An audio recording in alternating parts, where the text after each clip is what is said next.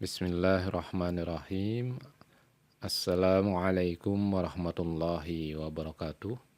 Alhamdulillahirabbil alamin wa bihi nasta'in ala umuri dunya waddin.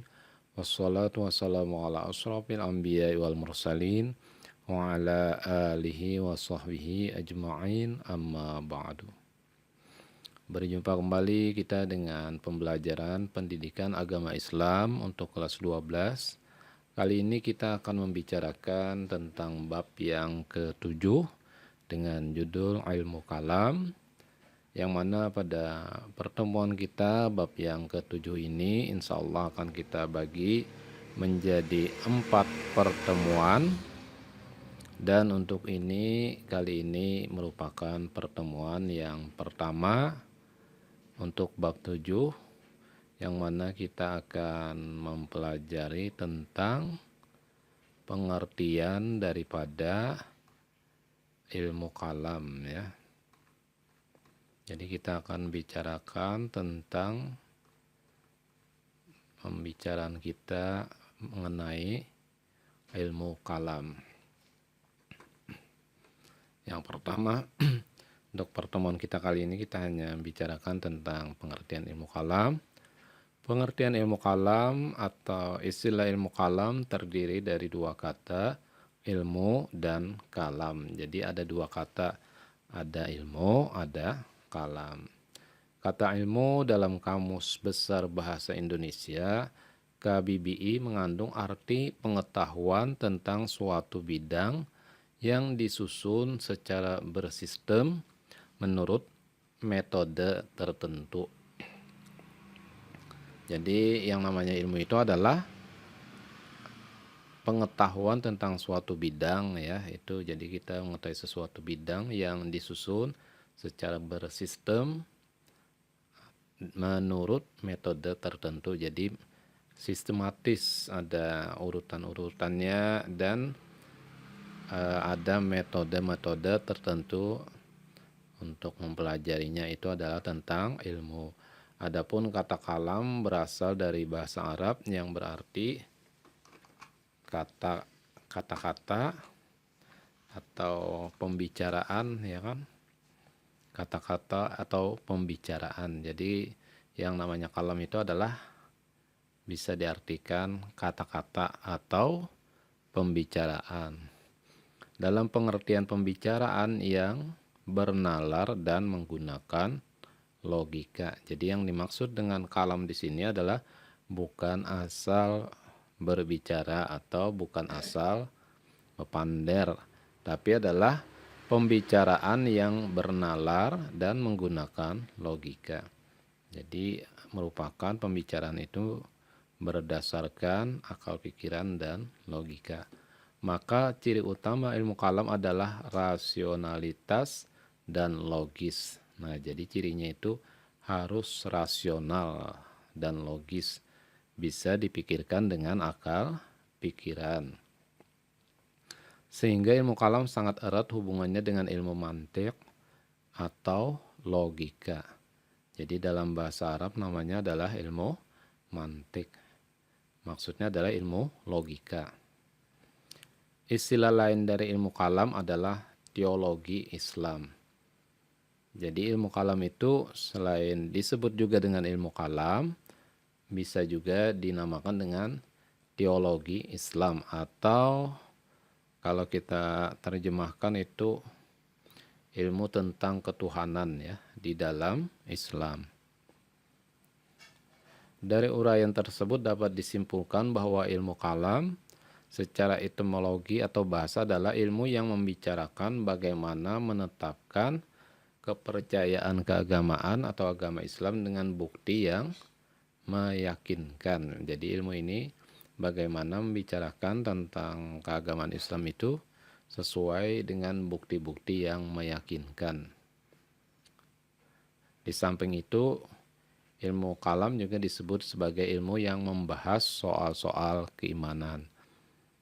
Ilmu kalam itu juga kalau kita kenal maka dia adalah membahas masalah-masalah keimanan, itu dinamakan dengan ilmu kalam. yang membicarakan tentang keimanan atau rukun iman.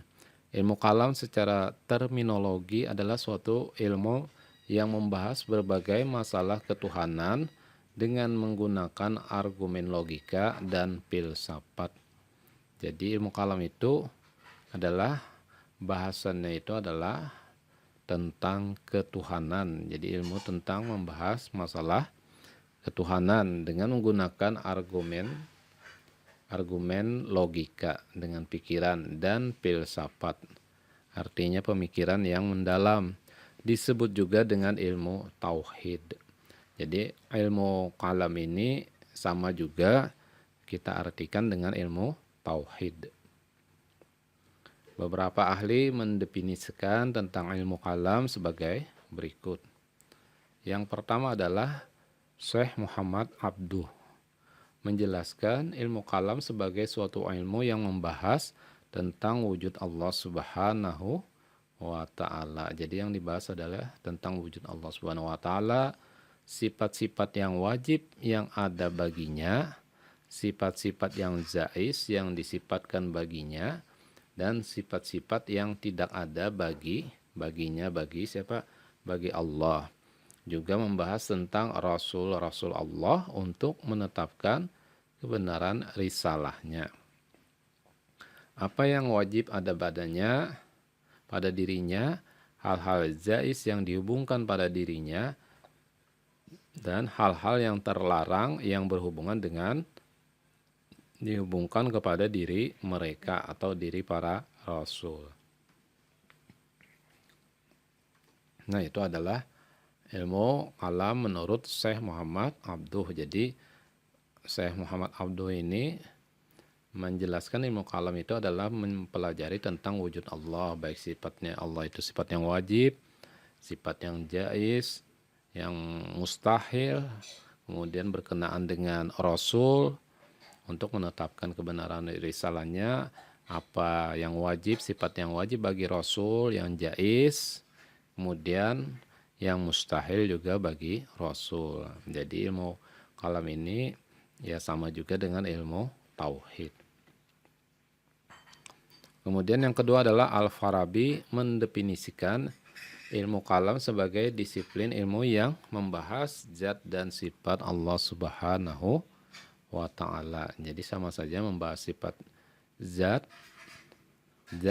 dan sifat Allah Subhanahu wa Ta'ala beserta eksistensi semua yang mungkin, mulai yang berkenaan dengan masalah setelah kematian yang melandaskan doktrin Islam.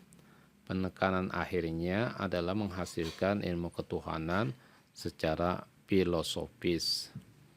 Tapi kalau di Al-Farabi ini ada juga membahas tentang masalah kematian berdasarkan dengan doktrin ajaran Islam yang pada akhirnya itu akan menghasilkan ilmu ketuhanan secara filosofis atau secara filsafat melalui pemikiran yang mendalam.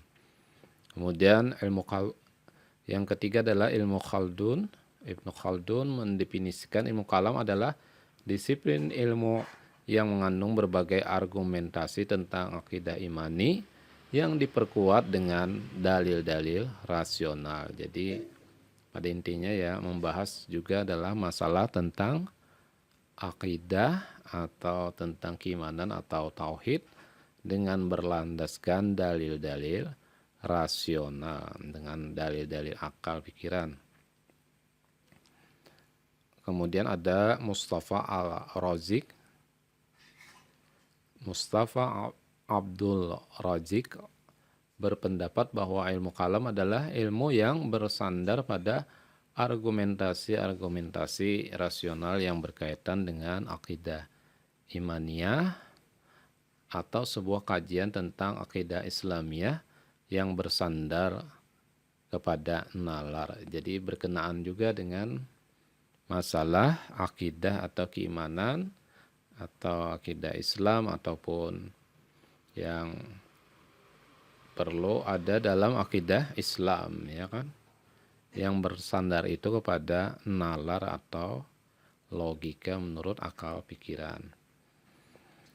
Berdasarkan pengertian menurut para ahli di atas dapat disimpulkan bahwa ilmu kalam adalah ilmu yang membahas berbagai masalah ketuhanan. Jadi yang membahas masalah ketuhanan dengan menggunakan dalil-dalil nakliyah maupun argumentasi rasional akliyah.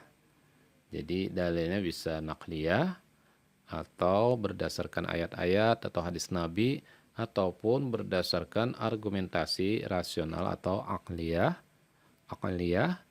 argumentasi nakliyah berupa dalil-dalil Al-Quran dan hadis, sedangkan argumentasi akliyah artinya menggunakan landasan pemahaman berpikir rasional dengan metode berpikir filsafat. Misalnya kalau Allah itu satu kan, dalam Al-Quran Qul huwallahu ahad. Nah, kemudian secara dalil akliyah itu tidak mungkin kalau Allah itu banyak misalnya kan. Kalau banyak nanti terjadi kekacauan di alam semesta. Misalnya kan seorang sopir, tidak mungkin sopirnya dua kan dalam mobil. Kalau dua mobilnya sopirnya sulit untuk mengendalikan. Jadi satu yang berperan. Walaupun mungkin ada saja kalau sopir itu sopir cadangan, tapi kalau dia mengerjakan atau menjalankan tugasnya menyopir berarti satu saja. Atau sebagai dalam negara ada presiden, maka satu saja presidennya, tidak mungkin dua. Kalau dua nanti akan kacau negaranya. Nah, sama dengan Allah yang mengatur alam semesta, Allah itu satu. Kalau Tuhannya banyak, maka terjadilah kekacauan dalam alam semesta jagat raya ini karena Tuhannya misalnya banyak umpama, kadang mungkin, tapi itu tidak mungkin karena kalau Allah atau Tuhan itu banyak, maka akan terjadi kekacauan. Jadi secara akal tidak mungkin bahwa Tuhan itu lebih dari satu. Kalau lebih maka akan menimbulkan kekacauan. Sebagaimana juga manusia, kalau rajanya dalam satu negara itu lebih dari satu, akan terjadi kekacauan. Nah, demikian itu tentang pengertian daripada ilmu kalam. Nanti akan kita lanjutkan dengan ruang lingkup ilmu kalam pada pembahasan insyaallah yang akan datang. Barangkali ini saja yang dapat Bapak sampaikan untuk pertemuan kita kali ini. Mudah-mudahan memberikan manfaat kepada kita semua. Mohon maaf apabila dalam penyampaian ini terdapat kesalahan atau kehilapan. Sekali lagi mohon maaf. Akhirnya, wabillahi taufiq wal hidayah. Assalamualaikum warahmatullahi wabarakatuh.